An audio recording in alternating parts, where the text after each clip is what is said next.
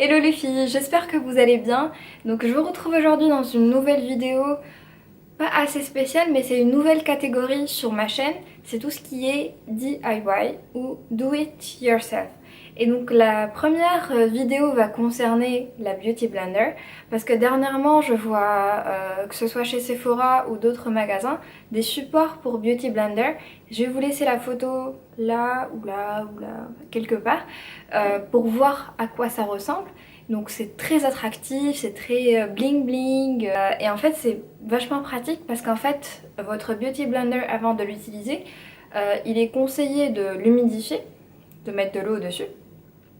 Et donc vous l'utilisez, par la suite, vaut mieux la laisser sécher à l'air libre. Parce que sinon, ça sent pas très bon si vous la mettez dans la boîte. Je vais d'abord vous montrer comment se présente la Beauty Blender. Donc, elle se présente comme ceci. C'est une boîte en plastique. Il y a un petit trou là, petit. Là, je sais pas si vous le voyez ou pas. Ouais, là on le voit. Donc quand vous l'enfermez, ça sent pas très bon après et c'est pas très hygiénique s'il y a des bactéries qui se développent et après vous allez l'utiliser sur votre visage. Donc vaut mieux la laisser sécher. Et eux, ce qu'ils disent, enfin ce qui est écrit sur leur site, ou enfin j'ai vu ça quelque part, qu'en fait il faut pas jeter la boîte mais utiliser le couvercle pour poser la Beauty Blender et la laisser sécher. La laisser sécher comme ça.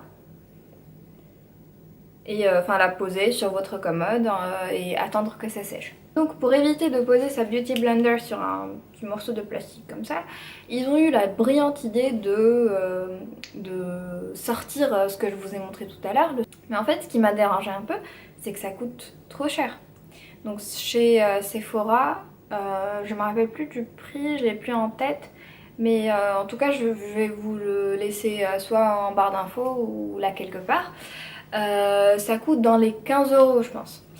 Et donc c'est pas pratique si vous avez que le support, vous ne pouvez pas mettre la Beauty Blender dedans. Donc si vous partez en voyage ou vous voulez la mettre dans votre trousse de maquillage, la boîte reste très pratique une fois que la Beauty Blender est sèche. Le DIY que je vous propose aujourd'hui, il permet d'avoir un 2 en 1.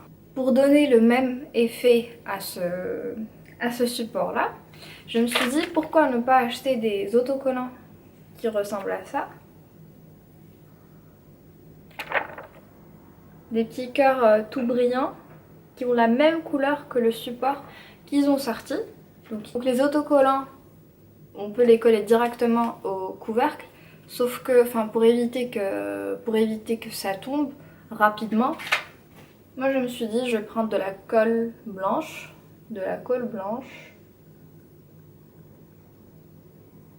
mais ça c'est optionnel en fait. Soit on peut prendre de la colle spéciale ou de la colle forte ou peu importe, ou on peut les coller directement parce que franchement ça tombe pas.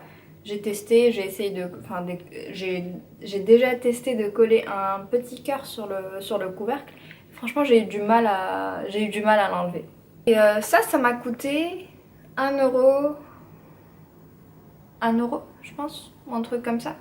Et ça vous pouvez le trouver partout en fait.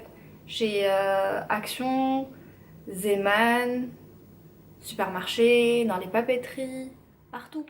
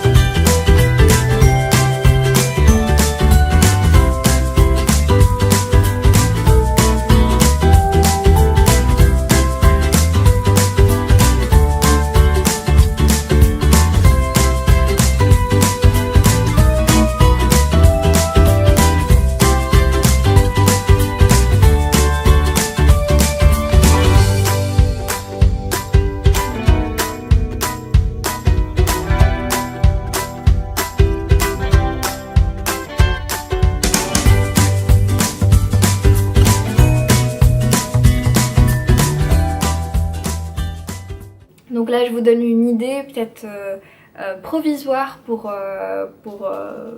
poser votre beauty blender, pour que ça soit plus joli, pour que ça fasse plus joli sur votre commode. J'espère que l'idée vous a plu, j'espère que l'idée de faire des DIY vous a plu. Pour toutes celles qui n'ont pas de beauty blender, je suis désolée parce que du coup la vidéo ne vous intéresse pas, mais si vous comptez l'acheter, vous aurez déjà l'idée avant de vous le procurer. Si vous avez aimé l'idée de faire des DIY, n'hésitez pas à me le dire en commentaire. Et je vous retrouve cette fois-ci, c'est sûr, très très bientôt. La prochaine vidéo, ce sera ma routine nettoyage du visage et comment je boucle mes cheveux. Donc stay tuned et suivez-moi sur mes réseaux sociaux. Je suis sur Instagram, sur Snapchat et je vous fais d'énormes bisous. Bye bye!